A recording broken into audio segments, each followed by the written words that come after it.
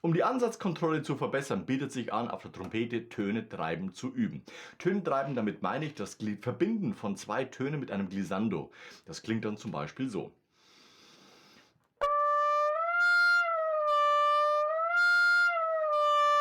Also, wir haben keine halben Ventile gedrückt oder sonstiges, sondern das haben wir mit unserer Zunge, mit unserem Ansatz gelöst.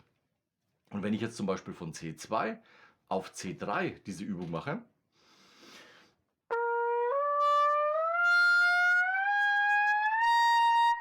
dann habe ich zum Beispiel auch gleich durch die Erhöhung der Geschwindigkeit das Töne-Schleudern.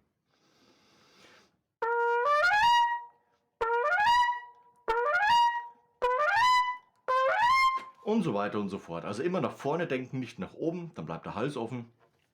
Und wir quetschen uns nicht den Luftfluss ab, ganz wichtig. Na, also erstmal das Töne treiben üben in Zeitlupe. Wirklich in Zeitlupe, damit du einfach merkst, was passiert denn bei jeder kleinsten Bewegung, beim jedem kleinsten Anheben oder Absenken der Intonation, bis du eben geschmeidig zu deinem Zielton rübergleiten kannst. Mach's langsam, dann kannst du es auch kontrollieren. Machst du es zu schnell, dann hast du eventuell eine Bindung gespielt oder eben diesen Bruch, der ganz häufig passiert, Picra zum Beispiel. Also dementsprechend Tempo reduzieren, eben für die Kontrolle, die man dadurch erreicht. Wenn du zum Beispiel jetzt solche Übungen machst, kannst du auch gleichzeitig etwas Kraftübung damit verbinden. Das heißt zum Beispiel,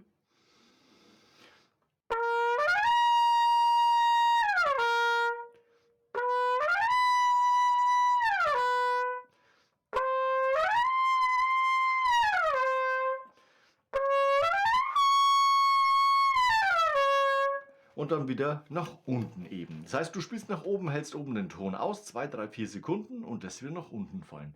Nächster Halbton und so weiter und so fort. Und so kannst du diese Übung immer weiter ausbauen und eben individuell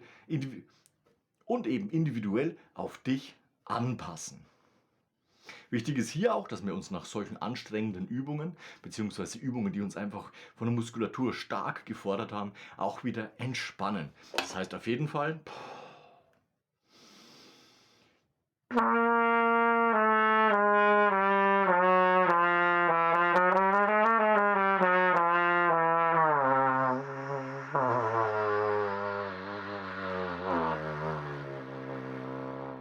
Töne nach unten fallen lassen, im Glissando-Bereich spielen, also eingestrichene Oktave bis in die Kleine rein.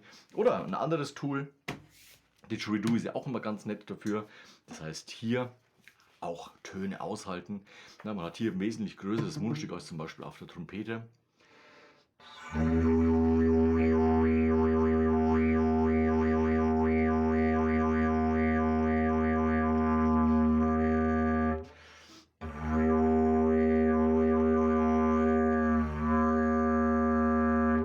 Es hat einfach nochmal eine ganz andere Belastung für unsere Lippen. Es ist ein größeres Mundstück, es schwingt insgesamt mehr. Man hat aber auch dadurch, dass man den Ansatz so anspannen muss, damit eben dieses bisschen nasale, typische Geräusch kommt, auch ein bisschen Ansatz zu trainieren.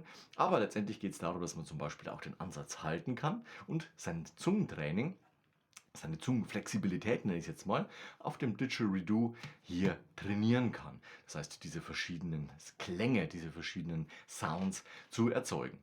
Man kann natürlich auch höher spielen, aber jetzt zum Lockern bleiben wir auf jeden Fall auf diesem Ton.